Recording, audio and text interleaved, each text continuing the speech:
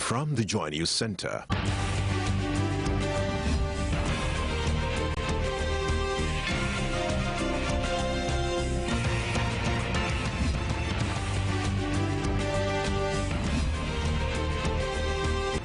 This is News at 8.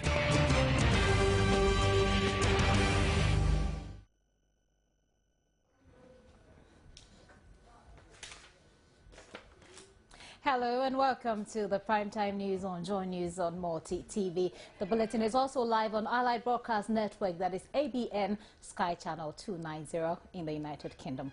Coming up tonight, the Human Rights Court in Accra directs governments to relocate the temporal offices of the Binduri District Assembly from Bazwa to Binduri.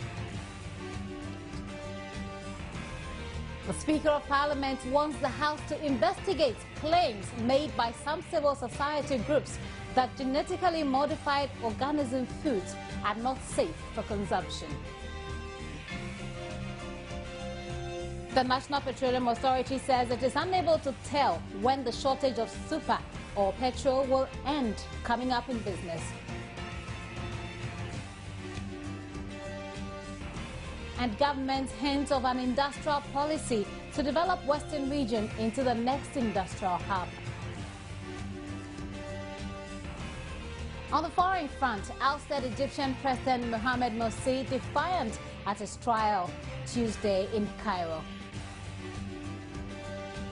We have these showbiz plus sports coming up shortly. Please stay with us.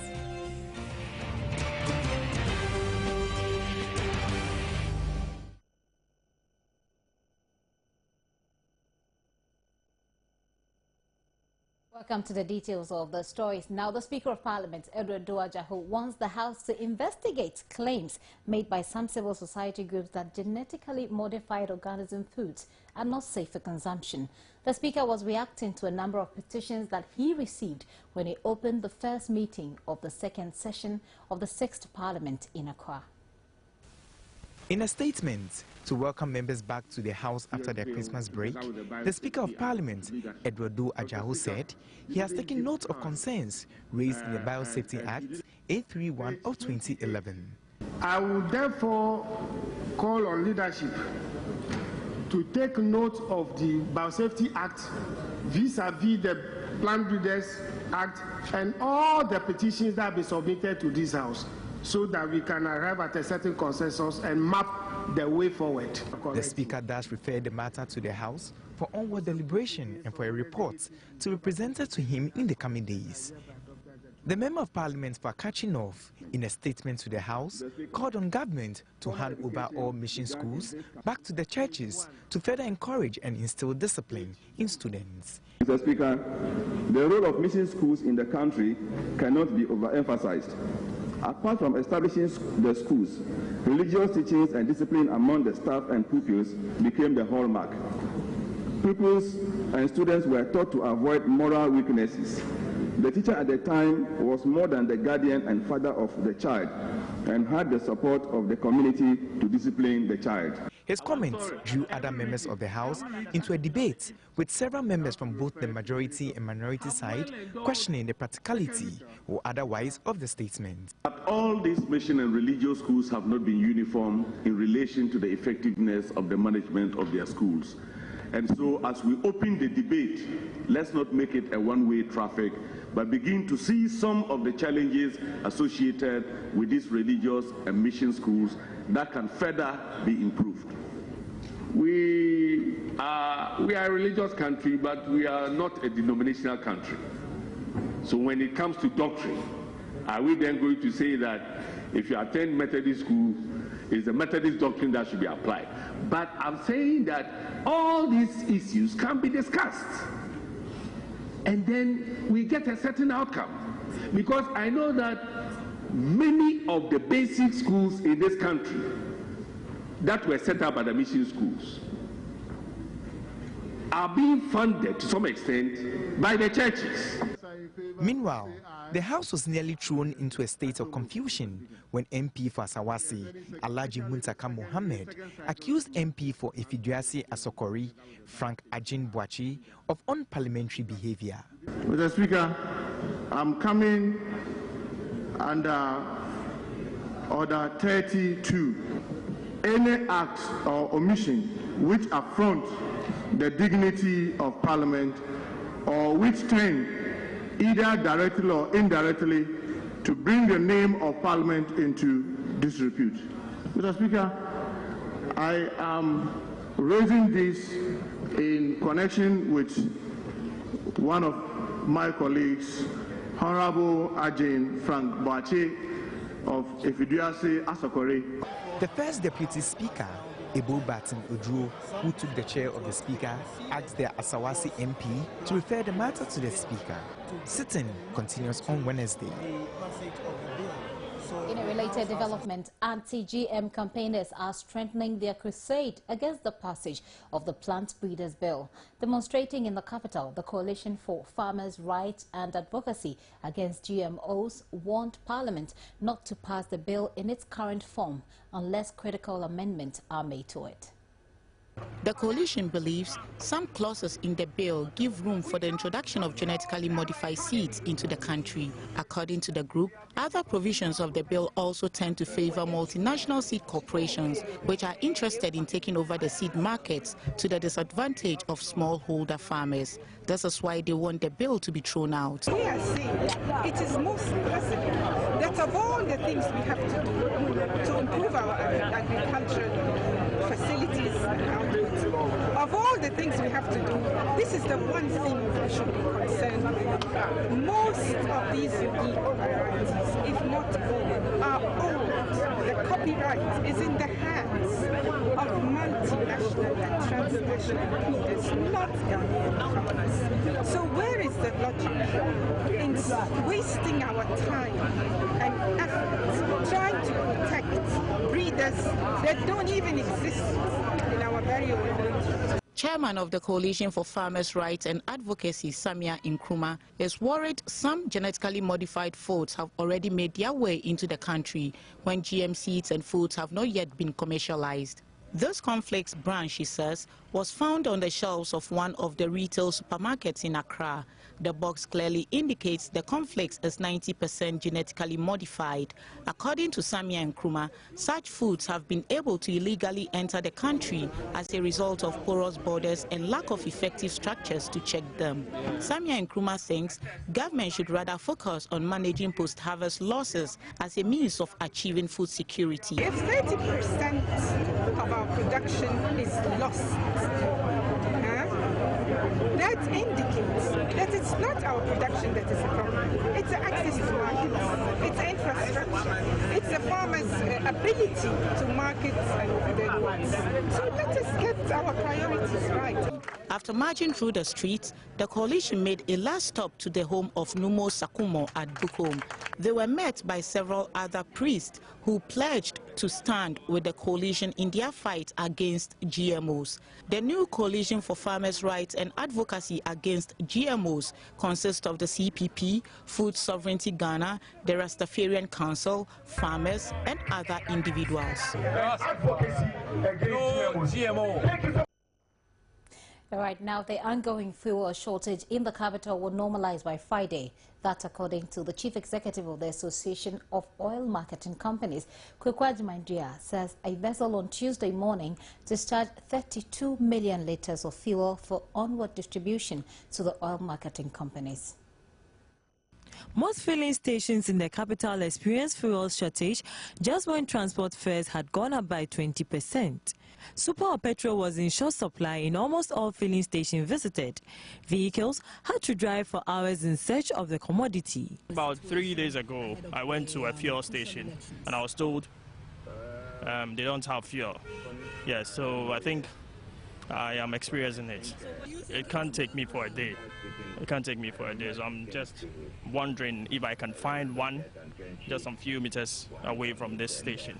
Oh, I've been to Dakuma, Dansoman, so many places, you understand. So this is my last place that I'm trying. I was going on, so I wanted to try this place to see what I can get. There's no petrol. So I have to go and park the car and do my rounds as walking.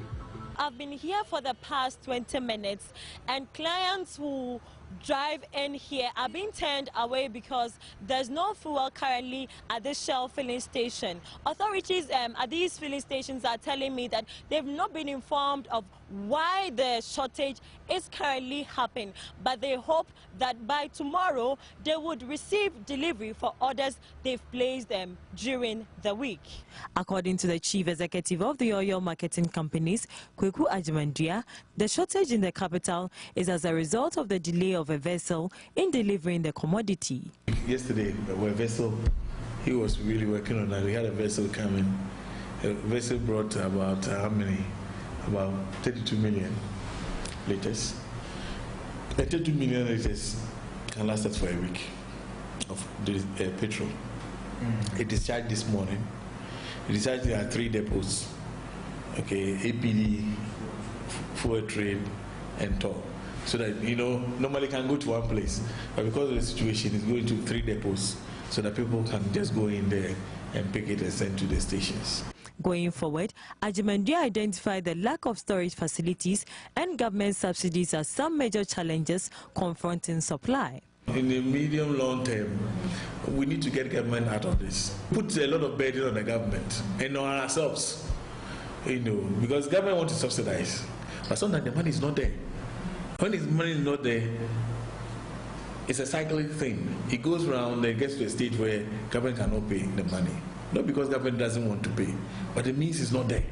And it creates a problem, bottleneck in the system. He, however, denied allegations that the oil marketing companies hoard fuel to make profit. Gone were the days when the OMCs were only few that you can easily hoard. In fact, at some point, the OMCs were only 15. Now the OMCs are 82 and it's still counting. So, and we have more than 2,500 outlets in this country. So if you hoard, in this competitive environment, it's not good for you. Though the situation is expected to normalize by Friday, drivers in the capital will have to make do with the current situation as officials say fuel distribution to the various stations will start from the north. Well, the Public Relations Officer of the National Petroleum Authority, Yaru Kasambata, is unable to tell when the situation will really normalize. Speaking on the big story, he told Joy News there are enough supplies on the market, even though our checks indicate that some stations do not have super or petrol. It's an industry, right? You have to understand this is a simple supply chain management.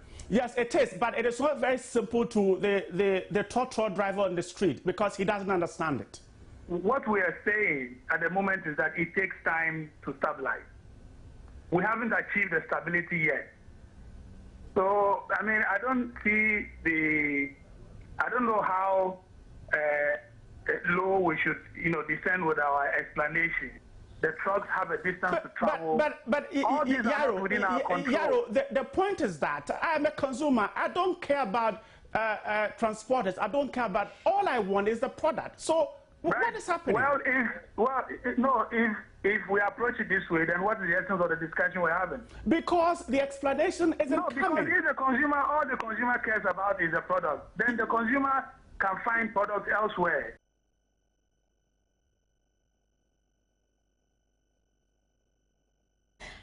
Now let's go up north. Now the Human Rights Court in Accra has directed government to relocate the temporary offices of the Binduri District Assembly from Bazwa to Binduri in the Upper East region by the end of July 2014. 7 citizens of Binduri in 2012 sued government over the location of the principal offices of the Binduri District Assembly in Bazwa.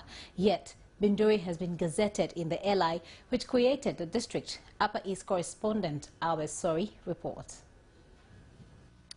With Binduri gazetted as the legally recognized district, the residents felt shortchanged after the capital was moved to Bazwa and went to court over the matter in October 2012. The Human Rights Division of the High Court Accra, presided over by Justice L.L. Mensah on Friday 24 July 2013, adopted as judgment some terms of settlement filed by the parties to the case. Among the terms, the government of Ghana is to acquire a proposed site for the construction of of principal and permanent officers of the district capital at Binduri.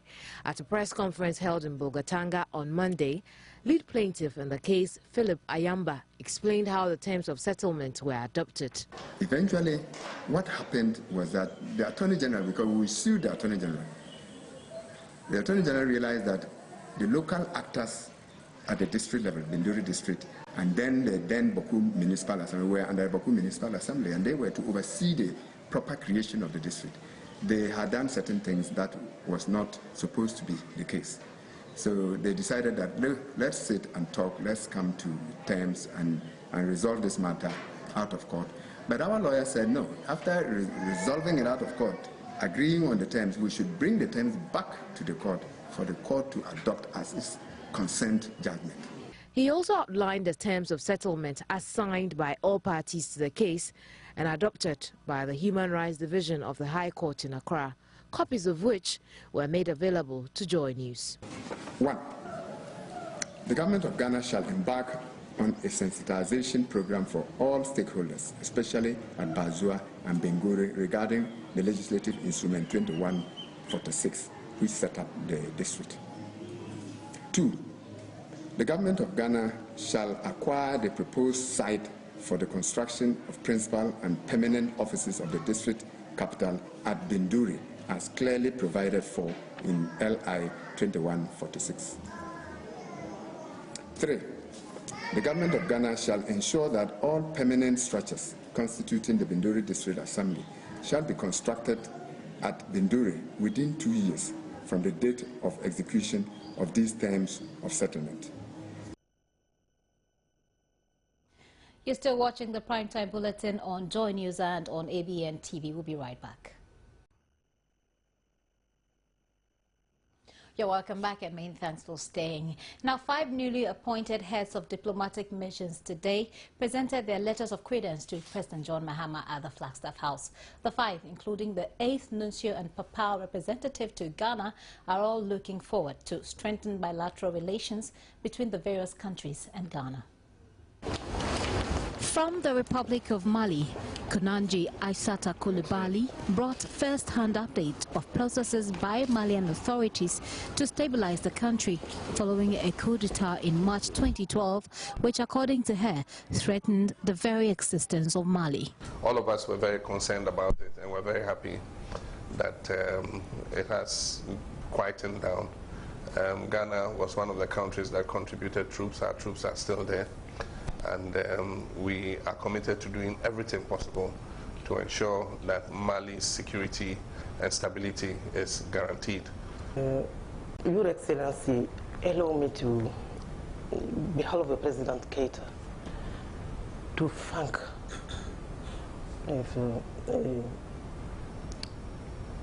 for strong support toward the Malian nation in this particular period. She said the country is now rebuilding its institutions, adding Mali needs more support from the international community. Next was German ambassador to Ghana, John Radiger. He noted, despite global economic crisis, Germany will maintain the volume of its cooperation with Ghana. President Mahama said Ghana takes its relationship with Germany seriously. Representing the Vatican in Ghana is Archbishop Jean-Marie Speisch. His message from Pope Francis is to join forces with Ghana and promote social order. The president said Ghana is committed to this goal, hence its representation at the Vatican. I want to take the opportunity to congratulate Pope Francis for his selection as the Pope, and also for the good work he is doing already to consolidate the moral foundation of the Church and also improve relations between the Catholic Church and all other religions. We are here to serve, and we want to serve the poorest of people in your country. And this is our duty, and this is what Jesus Christ wants from us, and we will do it.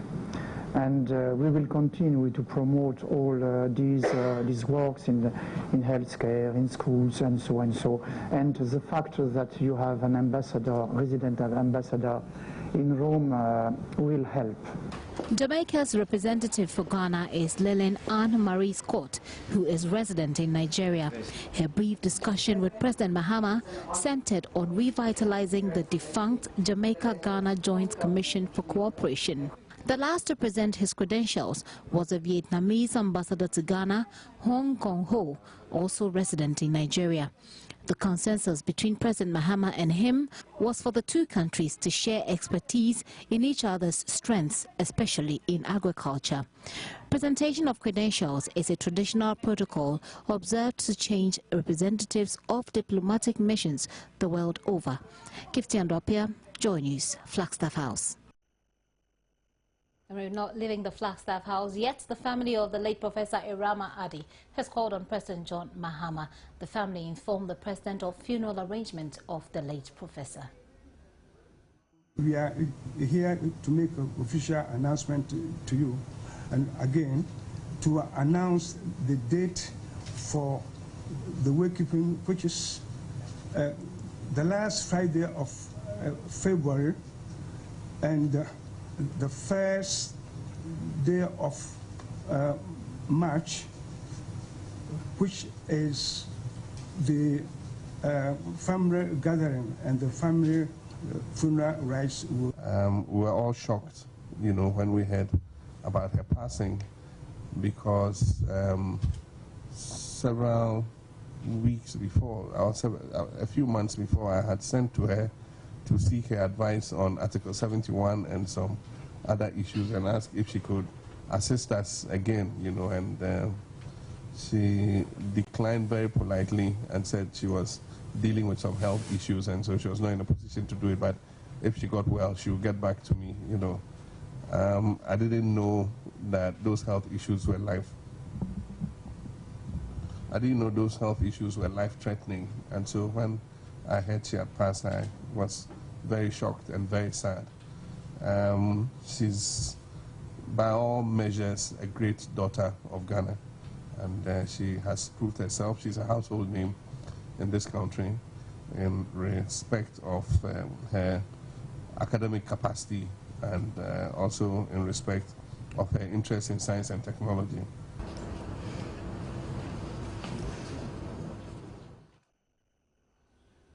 So that's the visit between the family of Professor Issah Ahmadi and President John Mahama. Now, a 55-year-old farmer from Kong in the Sola Tuna Kalba district of the northern region is in a serious condition at the Wa Regional Hospital following wounds that he sustained from a 23-year-old Burkinabe alien herdsman, Issa Dramani. The victim accused the alien herdsman of destroying his farm, which resulted in a fight. Rafiq Salam reports from Wa. According to the victim, Sumani Damani, a farmer at Kong, he realized his farm had been raided by cattle. His inquiry from the alien herdsmen in the community failed to get the needed answers.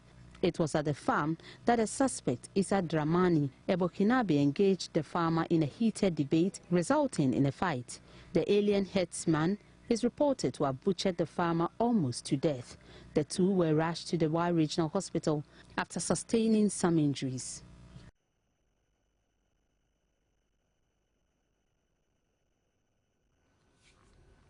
Now, the Ghana Health Service says Ghana's progress at achieving the Millennium Development Goal Goals 4 and 5 has been slow. The service is, however, optimistic that the introduction of the Millennium Accelerated Framework will go a long way in saving the lives of expectant mothers and newborns. The Millennium Accelerated Framework MAF is a collaboration between the Ministry of Health, Government of Ghana, United Nations country team and other stakeholders to expedite efforts at reducing maternal deaths by 3/4 by 2015. The three key priority areas identified are improving family planning, skilled delivery and emergency obstetric, as well as newborn care.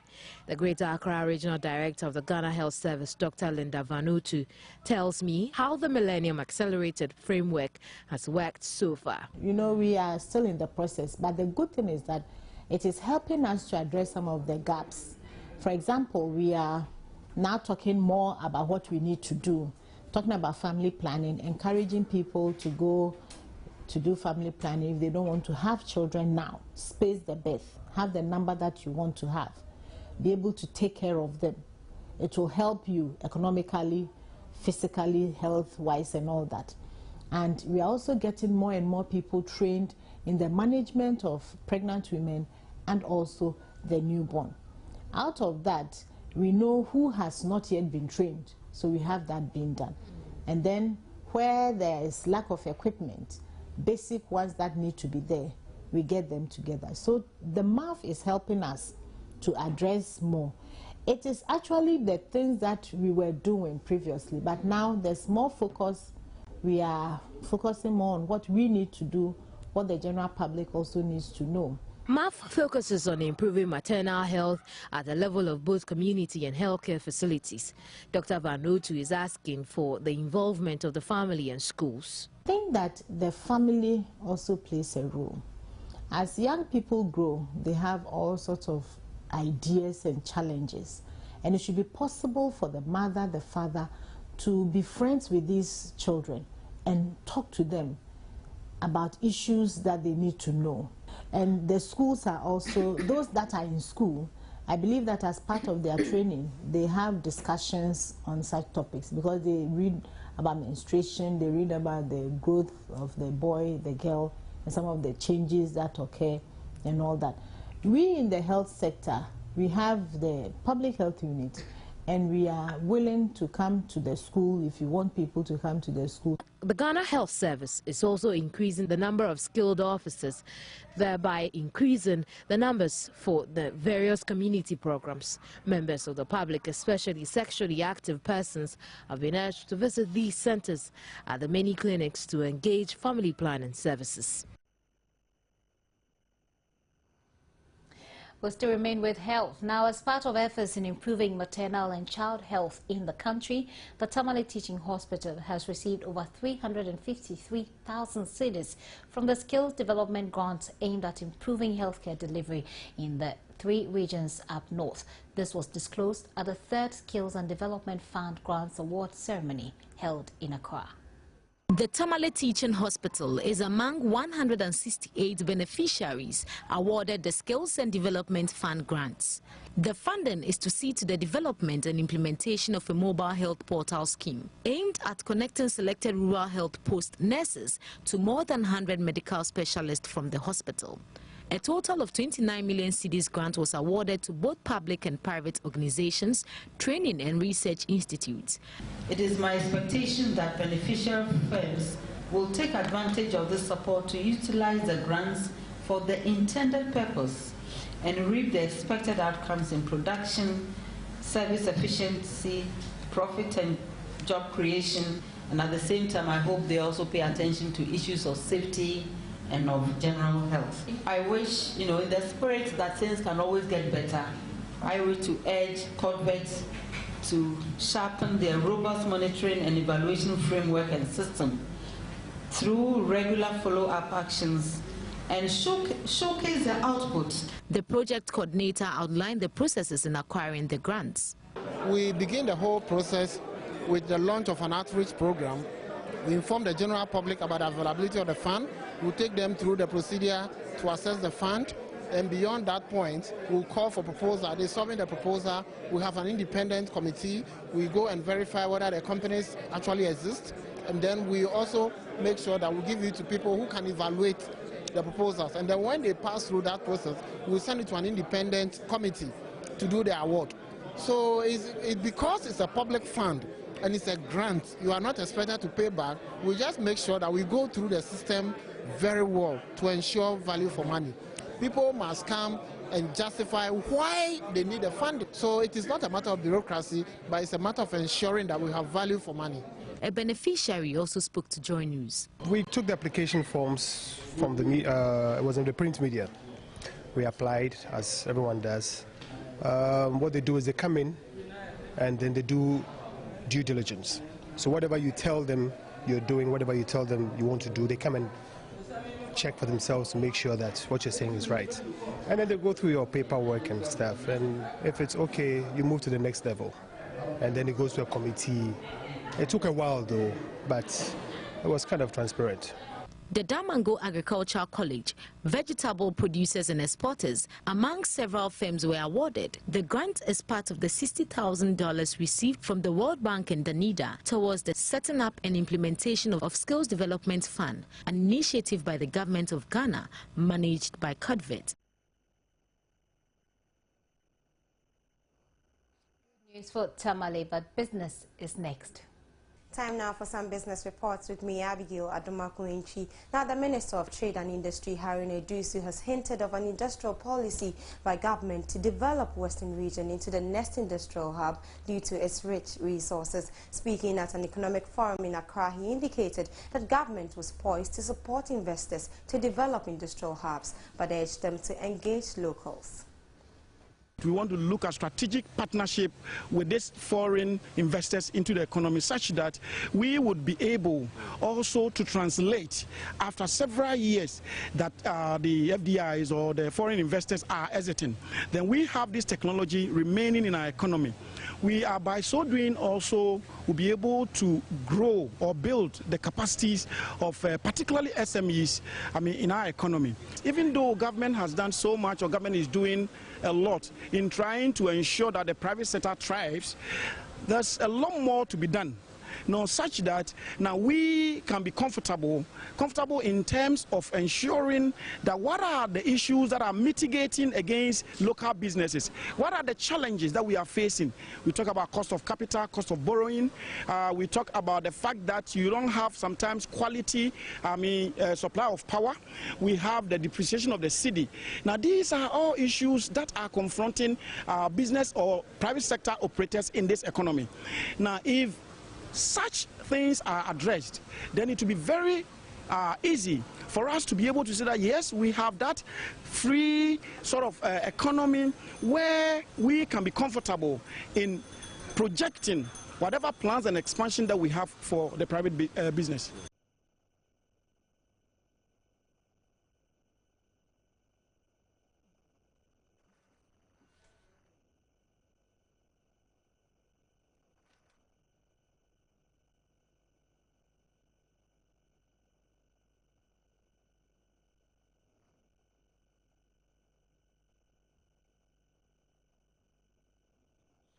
Well, I do apologize for playing the wrong story. It was actually from the Association of Ghana Industry. We're calling for effective local participation in the economy following the interest shown by foreign investors in the economy. Well, the president, that's the Asare, a strategic partnership of locals with foreign investors, will help transfer capacity to small businesses in the country to spur their growth, he said.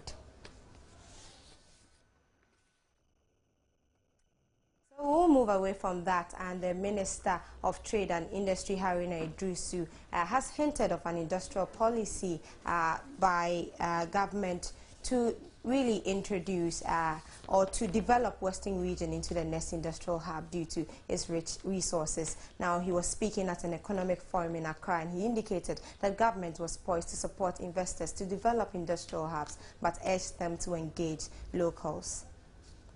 The Ghana Economic Forum was under the auspices of the Africa Business Media.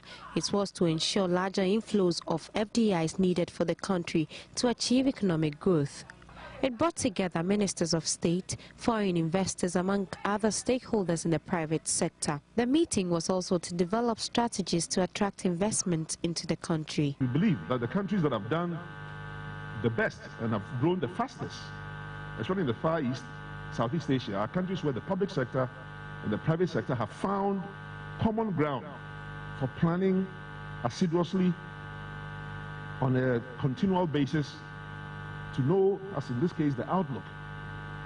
Who can see far, see where interest rates are going to be, where exchange rates are going to be, where government policies are going to be in the next year or two for the different sectors you are interested in. So that when you are doing your own corporate strategic planning, it takes advantage of the most robust and the most accurate forecasts that will make sure that your business plans are also on target. For government, Ghana remains the best place to do business and hence its quest to develop industrial hubs. The industrial policy of President Mahama is to identify and develop Western region as the next industrial hub of Ghana beyond Tema in the Greater Accra region. One, because of the availability of mineral resources. Two, the potential development of ports in that particular area and the discovery of oil and the promise that it has to develop into a petrochemical industry. We are looking for industries that will do free zones in that particular area, so long as you assure government of 70% exports. We indeed are keen to see a strong banking sector and a strong insurance sector, and we welcome the presence of some giants in this sector, global giants, who are opening offices in Ghana. We say the environment is welcoming, and we expect that they will stay, and government will do everything possible to make sure that we have a deeper financial and insurance market. The outlook for Ghana in an African as well as a global context is a bright one. And for those of you who intend to invest in Ghana or are already investing in Ghana, please have the confidence that the government would do everything necessary to make your investments sustainable. Chief of Staff deputizing President Mahama also assured investors that government is putting policies in place to boost investor confidence. We have established a friendly business tax regime in this country to ensure that the necessary environment which contributes to business and business enterprise development also provides some space for resource mobilization for the country to put in place the necessary infrastructure and institutions that support successful business. He added that moving forward, value addition will be the hallmark of Ghana's future manufacturing policies to ensure the economy is competitive enough to attract FDIs. And that'll be all for business. I'm Abigail Adumakwenchi. Do check my journal online for more business news. George Adudunya comes up with sports.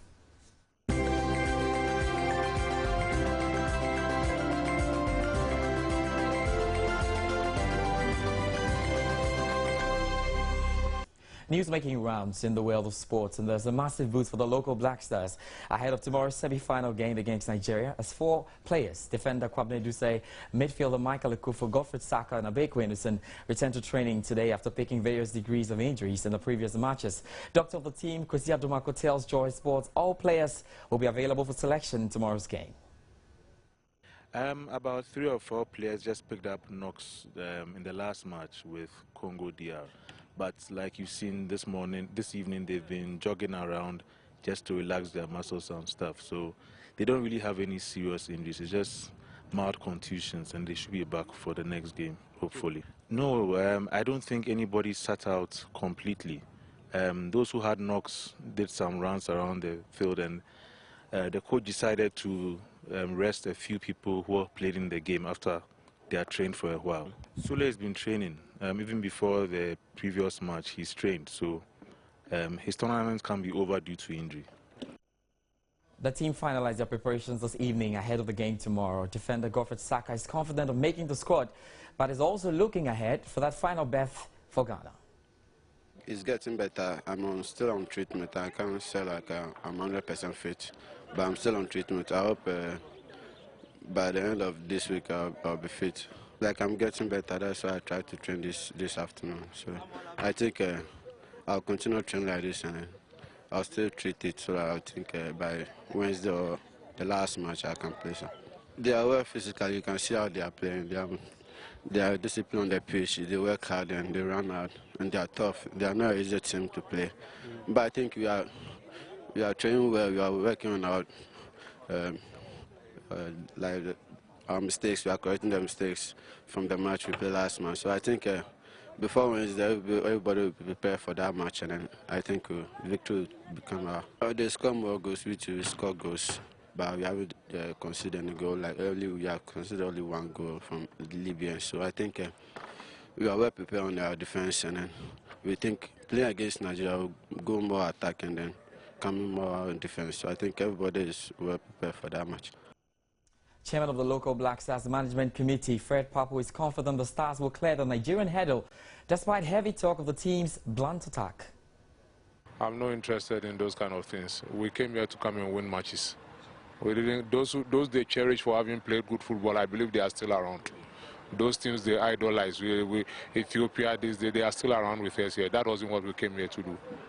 We came to get results. Oh, you only know them as far as the matches they've played here, because almost everybody is using a new set of players. So definitely we've watched them well, and I'm sure the coaches are really up to the task. It's been okay. It's been very conducive. The fans have been so supportive, and we really commend them for supporting the team so far. We hope they will cheer us up again on Wednesday. But I would like to say a big thank you to the fans of from Bloemfontein for all the support they've given the team.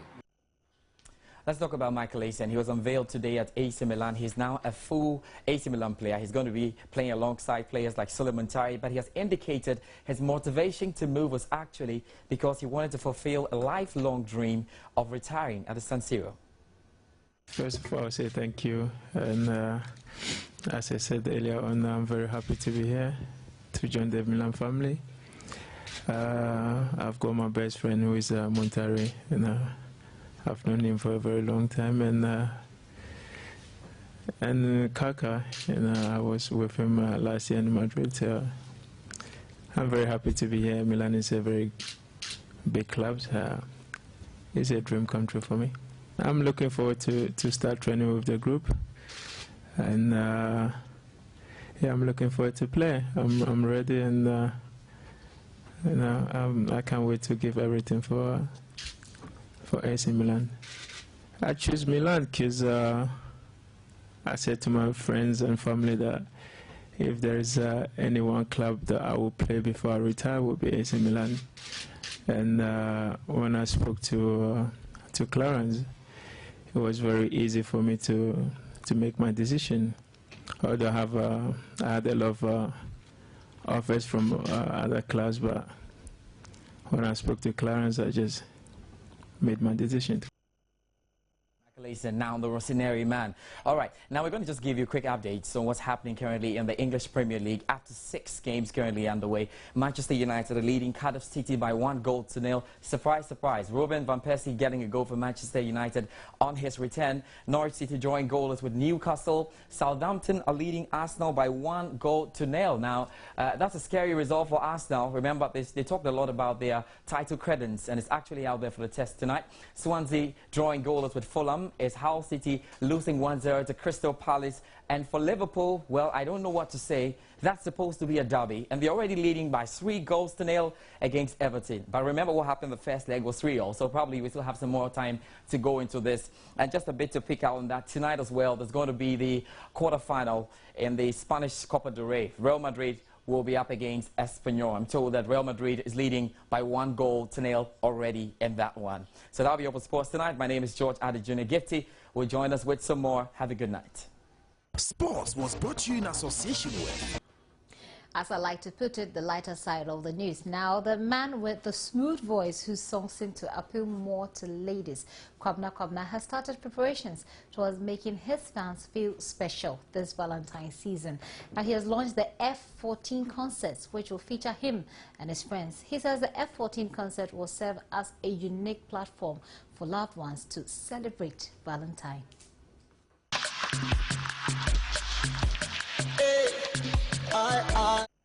The organizers of the F14 concerts, of which the sensational musician Kwabena is one, says the concert will also offer great opportunities for companies to launch prioritized products and services.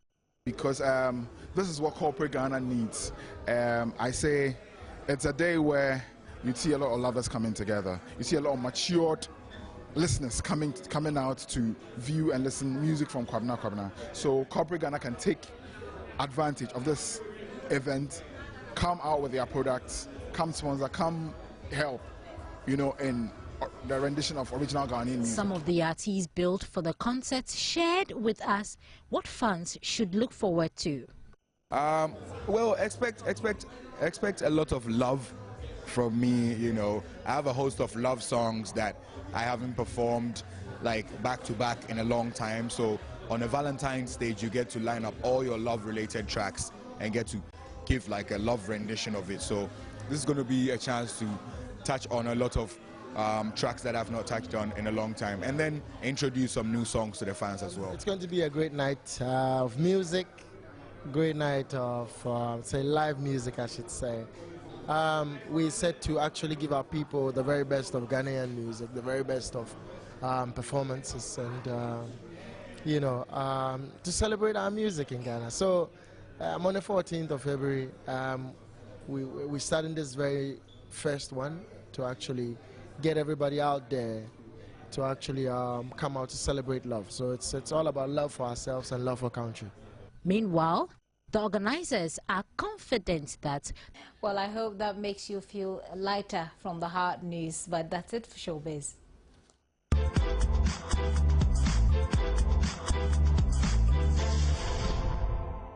Showbiz was brought to you by... Well, so before we go, we'll tell you about our top stories, but let me tell you what's happening on PM Express tonight. We're trying to find a connection between religion and education. So tonight on PM Express, we're talking Muslims and secular education. We're having people like Sheikh Arimiyal Shuaib, who is the Regional Director of Islamic Education Unit, and the GES's Denise Dinah Welbeck, who is former headmistress of Usu Presbyterian High School, and also Dr. Ahmed Jinapo, who is an educationist. They will be engaging the issue with Nana Ansah Kwao right after this. So you can join and send in your comments and your thought. Let's take a look again at our top stories. Now, the Human Rights Court in Accra has directed government to relocate the temporary offices of the Binduri District Assembly from Bazwa to Binduri. 7 citizens of Binduri in 2012 sued government over the location of the principal offices of the Binduri District Assembly. The Speaker of Parliament, Edward Doe Ajaho, wants the House to investigate claims made by some civil society groups that genetically modified organism foods are not safe for consumption. The National Petroleum Authority said it is unable to tell when the shortage of super or petrol will end. It, however, said it has put in excess of over 10 million litres onto the market. Government has hinted of an industrial policy to develop Western region into the next industrial hub. On the foreign front, ousted Egyptian President Mohamed Morsi remained defiant at his trial Tuesday in Cairo. Many thanks for your time. My name is Gifty Ando Apia. Do stay for PM Express. Good evening.